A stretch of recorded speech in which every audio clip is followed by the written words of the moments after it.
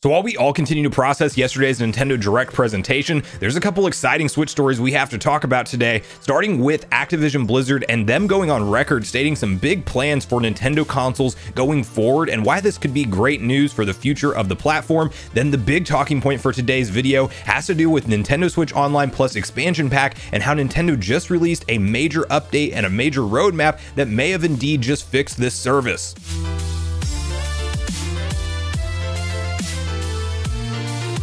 What's up, Nation? If it's your first time on the channel, make sure you join Sunbro Nation by subscribing below. Hit the like button on this video if you enjoy it today, and make sure you turn on your bell notification icon so you're kept up to date with all the newest gaming news. And as I mentioned, guys, we've got a couple different major stories to get through, at least major in my opinion, and the first of which has to do with a very promising future when we're talking about third-party games coming to Nintendo Switch, because in case if you guys haven't heard or you've been living under a rock, Microsoft intends to purchase Activision Blizzard at an almost $70 billion deal, which is by far and away the biggest gaming acquisition in history. And with that, we're starting to get new questions asked around what this means for the future of this company, and how many IPs Activision Blizzard holds is like completely ridiculous. So is this going to all be locked down to Xbox exclusivity going forward and it's only on Game Pass, or will they continue to support other platforms? And today we actually got a really notable answer around what they're planning for the future, and while some of it may just be in the moment PR speak to get the deal done,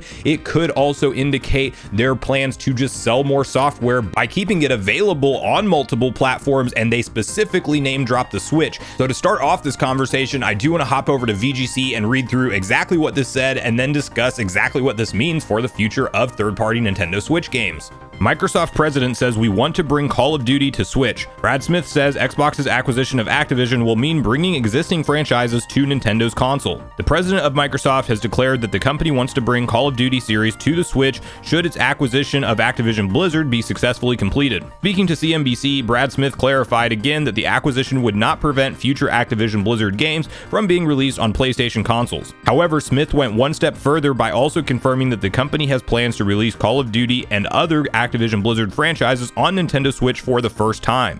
One of the things we're being very clear about as we move forward with the regulatory review of this acquisition is that great titles like Call of Duty from Activision Blizzard today will continue to be available on the Sony PlayStation, Smith said. He then added, "We'd like to bring it to Nintendo devices. We'd like to bring other popular titles that Activision Blizzard has and ensure they continue to be available on PlayStation and that they become available on Nintendo." So for me personally, I'm not a big first-person shooter fan at all, and I really don't get into the Call of Duty games. It's not that I don't see the enjoyment. Really, all my friends are into first-person shooters. For some reason, I've just never been that person that can get super invested into those style of games. Maybe I haven't given them enough of a chance over the years, but I do like to see this type of conversation take place to suggest that we will be able to have them available on the Nintendo Switch platform, and most likely the Switch 2 or next-gen Switch, whatever that looks like, because obviously this deal is going to take a while to completely close and go through. Then development of these projects will have to take place, but I definitely think it's commendable for Microsoft to try to say that they're going to basically broaden the horizon of where Activision Blizzard games go, as opposed to just locking them down to something like the Game Pass subscription service. Now, I'm also not naive to the fact that Microsoft could be doing this right now in today's day and age, and then slowly over the course of 3, 4, 5 years, all of these contracts and agreements run out and they do want to make them exclusive. I could definitely see franchises like Call of Duty, Guitar Hero, Crash Bandicoot, and many others that they will now own become exclusive to Xbox. But I do think that Microsoft's essentially their game plan here is just to make Game Pass so attractive that even somebody like a Nintendo Switch console player will want to go get an Xbox and pick up Game Pass as well and start spending $15 a month for major releases, as opposed to buying them at a $50 or $60 full retail asking price. But regardless of how this all goes for the long term, I do believe the statement that they will try to bring more titles to the Nintendo Switch, which you would want to do from a monetary standpoint, just because we're talking about a console that has over 100 million units install base at this point, over 98 million active users in the last year. Like, those numbers are insane, and that is a lot of revenue on the table if Microsoft does choose to do this with big franchises like Call of Duty, bringing back Guitar Hero. I think it's time for that series to come back. I was a huge fan of it back in the day, and then unfortunately they flooded the market with way too many games things, and it died very early in my opinion. And we already know series like Crash and many other IPs that they own would sell great on the Switch and do sell great on the Switch. So I think this is good news on all fronts. I'm definitely excited to see what the future holds for Activision Blizzard now that Microsoft will be in charge and really calling the shots at the end of the day. But I want to hear from you guys in the comments down below what you think about this, and if you think that this is truthful comments and they will have plans to bring their titles to Nintendo Switch, or whether or not you think this is just PR speak to get the regulatory deal approved, and then they flip the switch and flip the script once this thing is actually closed and approved. So I want to hear from you guys on all things Activision Blizzard and the future for games on the Nintendo Switch in the comments down below.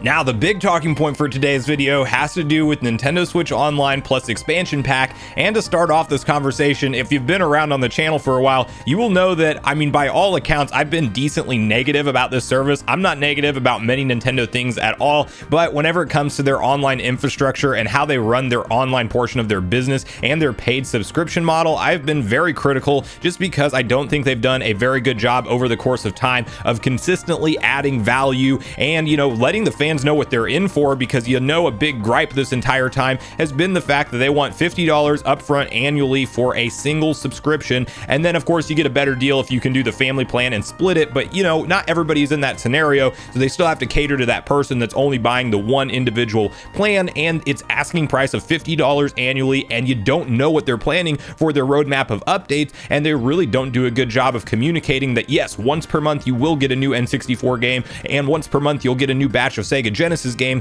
We always have to guess with Nintendo. I mean, just look at Nintendo Switch Online base service not getting any new NES or SNES titles for over 6 months. Then yesterday at the Direct, they surprise drop Earthbound and Earthbound Beginnings, which is fantastic, freaking great. It's about time. I'm really happy that they didn't completely forget about that NES and SNES consumer base that is paying for the base tier of the service, but it's also sporadic. And my fear has been this entire time is that we eventually see the expansion pack become sporadic and we don't know when to expect things. We know we're getting Majora's Mask this month in February, which is fantastic, but then you have to worry about things like emulation issues that we've seen take place in Ocarina of Time, and different things like lack of fog rendering, a lot of online lag and delay and input delay and things like that. There's definitely problems with this service. That said, most recently Nintendo has committed to somewhat of a schedule, as they're at least consistently telling us that once per month they are adding in an N64 game. They are coming out with some of the big hitters right out of the gate, like Banjo-Kazooie and Zelda Majora's Mask, and of course we first got the addition of Paper Mario, so definitely some fan favorite titles. If we get games like GoldenEye, it'll put it over the top. But the reason, in my opinion, I think Nintendo just fixed the price point for this expansion pack yesterday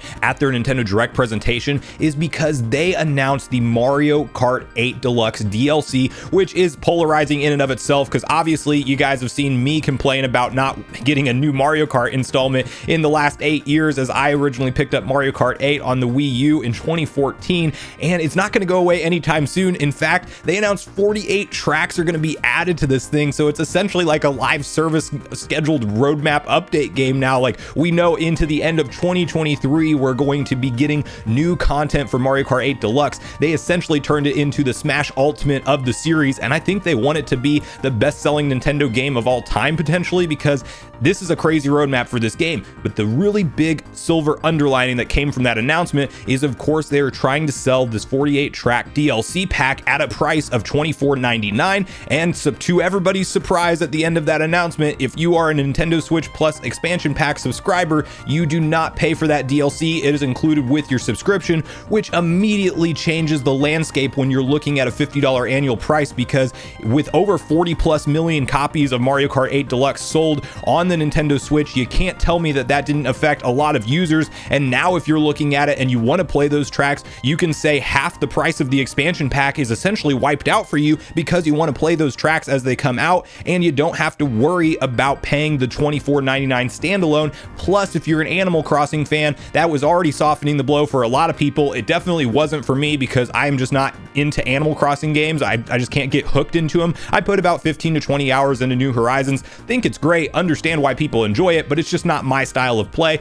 so I couldn't care less about the Animal Crossing New Horizons DLC, but I really care about this Mario Kart DLC, and now that we're getting 2 DLC packs included in the expansion pack, that definitely changes the tone on the price, and I think it also sets a precedent for going forward that we can probably expect more DLC to be included as part of this thing. Imagine if we are in a world where Breath of the Wild 2 comes out, and then 4 to 5, 6 months later after the game releases, we get an expansion for that, and guess what? You don't have to pay for it. It's just part of the expansion pack. Like, if Nintendo does all of their big DLC packs included in this plan, it is going to quickly become a steal at $50 annually, as opposed to that large, enormous asking price that really is the perspective I've had of the service up to this point in time. And I did theorize that maybe they would do DLC packs to add value to the service, but I am super relieved as a hardcore Nintendo fan that they are actually doing it. And while there's still plenty of other things to be critical about of the service, it is not fixed by any means. We still don't have usernames, we still don't have voice chat natively on the system. There's a lot they need to do in terms of restructuring their online service, but this is a major step in the right direction, in my opinion,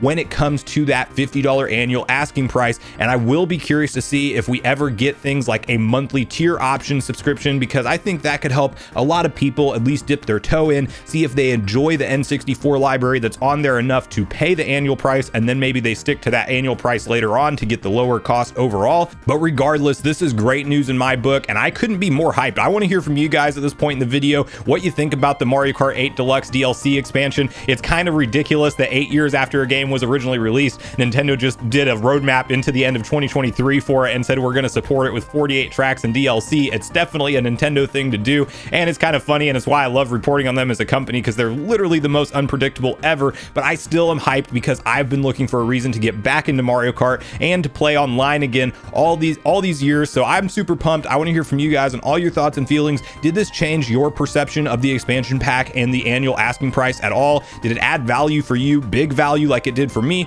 Or are you somebody who just still looks at that $50 annual price objectively and says it's just not worth it? So I want to hear from you guys, regardless of what side of the fence you fall on, in the comments down below before you leave the video, as I do look forward to getting a back and forth conversation started with you all around this topic. Make sure you check out yesterday's video if you haven't already, where I live react to the Nintendo Direct presentation. And spoiler alert, I was super hyped for a lot of the different announcements that dropped. And make sure you like, subscribe, and turn on your notification bell before you leave. And I'll see you guys in the next video.